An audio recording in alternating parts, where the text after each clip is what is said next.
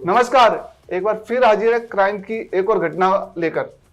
इस बार मामला उत्तर प्रदेश के जौनपुर का है, जहां पर एक लड़की के प्रेमी ने गोली मारकर उसकी हत्या कर दी। इसी घटना पर आज बात करने के लिए हमारे साथ मौजूद हैं हमारे सहयोगी मंटू। मंटू, बताइए कि पूरा मामला क्या है।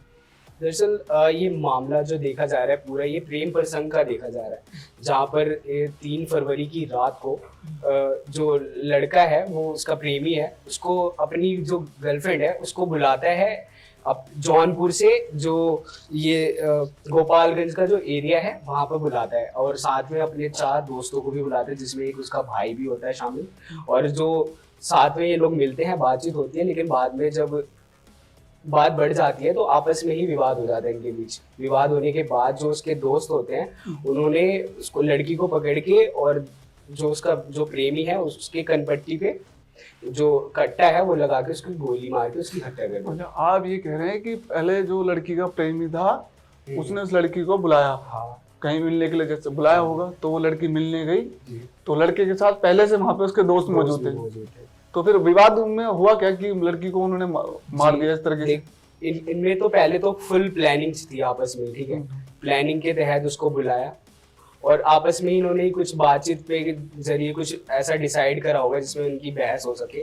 तो इस बात पे उसके दोस्तों ने पूरी फुल प्लानिंग के तहत उस लड़की को पकड़ा और जो प्रेमी है उसका, उसने उसको गोली मार दी। और अच्छा, प्रेमी ने ही लड़की को गोली मार दी। जी जी। Okay okay. तो फिर उसके बाद घटना के बाद, उसके बाद आगे क्या हुआ? लड़के भाग गए, वहां पकड़े गए, क्या हुआ? अभी जब इन्होंने गोली मार दी उसके बाद वो उन्होंने क्या करा कि बगल के एक गांव में उसकी लाश को फेंक दिया उन्होंने। जो गेहूं का खेत था एक, उसमें उन्होंने फेंक दिया, और फेंकने के बाद वहां से वो फरार हो गए।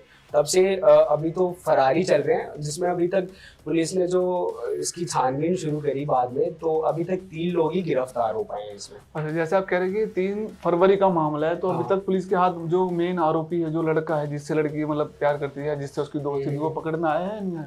अभी वो लड़का जो है वो फरार चल रहा है, साथ में उसका एक दोस्त भी फरार चल रहा है।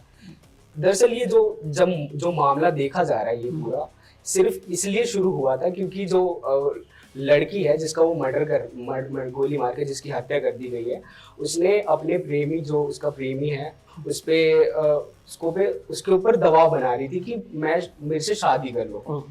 तो ये दबाव का प्रेशर, तो वो लड़का इससे शादी करना नहीं चाह रहा था, वो किसी और से शादी करना चाह रहा था। जिसके बाद उसने इस लड़की से छुटकारा पाने के लिए ये पूरी प्लानिंग करी। प्लानिंग के तहत उस लड़की को बुलाया और फिर अपने दोस्तों के साथ मिलकर, अपने भाई के साथ मिलकर उसकी हत्या कर दी। तो ये लड़की के जो मृतक लड़की है, उसके घर वालों को कब मतलब ये पता चला कि उनके साथ इतनी बड़ी घटना होगी, उनकी लड़की की हत्या कर दी गई है?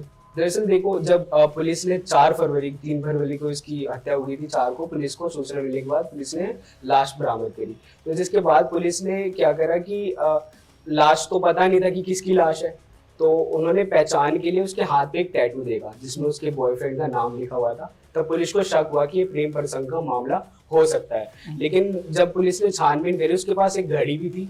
घड़ी के तहत पुलिस ने छानबीन शुरू करी, तो पता चला कि ये पूरी वारदात जो है यहाँ पे करी गई है, और ये जो लड़की रहने वाली है वो जौनपुर की रहने वाली है। जिसके बाद पुलिस ने उसकी फैमिली को इन्फॉर्म करा कि हमें एक लाश मिली है। ये फिर इसके बाद पुष्टि करी है फैमिली ने भी कि हाँ वो उन्हीं की बेटी है।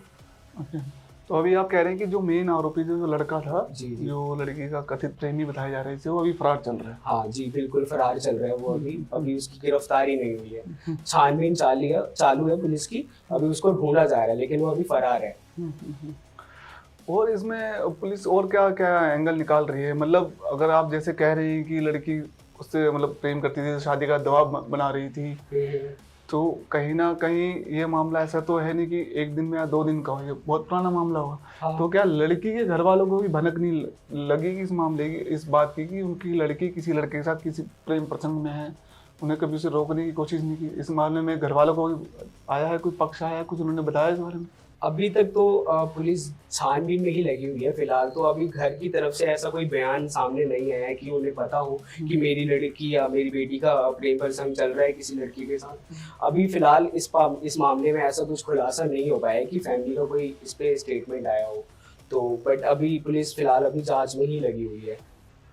अमूमन हमने देखा है कि जो प्रेम प्रसंग के जो इस तरह के जो मामले होते हैं, जहाँ पे लड़का या लड़की घर वालों से ओबियसली होता है कि छुप के या इधर उधर करके प्रेम प्रसंग में पड़ जाते हैं। और ज़्यादातर मामलों में हमने देखा है जब कि लड़की या लड़के की पक्ष की तरफ से, लड़के की तरफ से दूसरी तरफ दबाव बनाया जाता है, तो इस तरह की घटनाओं को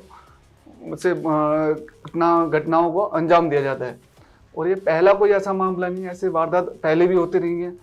अब सबक लेने वाली बात यह है कि छोटे शहरों में खासकर कि जहाँ पर आसानी से लोग इस तरीके से एक दूसरे से घुल मिल जाते हैं, उन्हें ये देखना चाहिए कि हम जिससे दोस्ती कर रहे हैं या जिससे मिल रहे हैं वो कितना भरोसेमंद है, ठीक है, उस पर कितना भरोसा किया जा सकता है, ठीक है। और अगर आप किसी से इस तरह के रिलेशनशिप में हो तो मुझे लगता है यार जनरली होना क्या चाहिए कि उसमें आपको अपने किसी दोस्त या किसी परिवार किसी लोगों को पता होना चाहिए कि जिससे आप रिलेशनशिप में, ताकि इस तरह की घटना, इस तरह की वारदात भविष्य में किसी और के साथ घटित ना हो सके।